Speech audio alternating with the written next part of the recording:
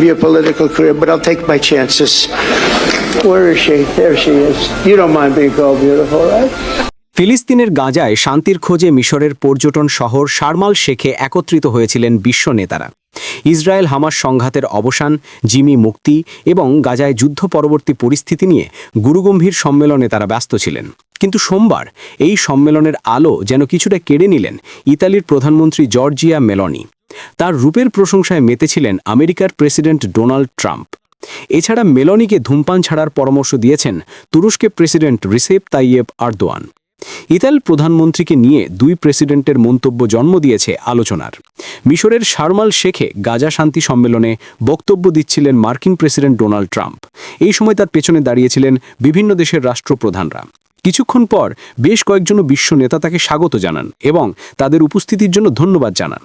ইতালির প্রধানমন্ত্রী জর্জিয়া মেলোনির প্রসঙ্গ আসতেই তার সৌন্দর্য নিয়ে কথা বলতে শুরু করেন ট্রাম্প।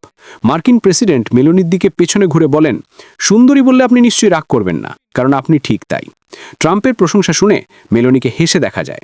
ইতালির প্রধানমন্ত্রীকে নিয়ে হাসির মধ্যে রাওয়ানারাই শেষ এই সিকোয়েন্সটি আসে।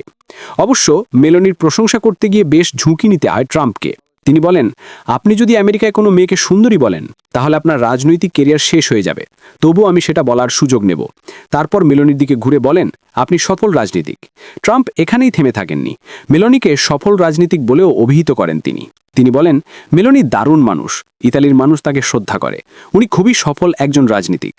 মিশরের শান্তি সম্মেলনে যে 30 জন রাষ্ট্রপ্রধান যোগ দিয়েছিলেন তাদের মধ্যে মেলোনি একমাত্র নারী। তিনি ইতালির ডানপন্থী রাজনৈতিক নেতা এবং অতীতে বহুবার ট্রাম্পের প্রশংসা করেছেন। Woman, that's the end of your political career, but I'll take my chances.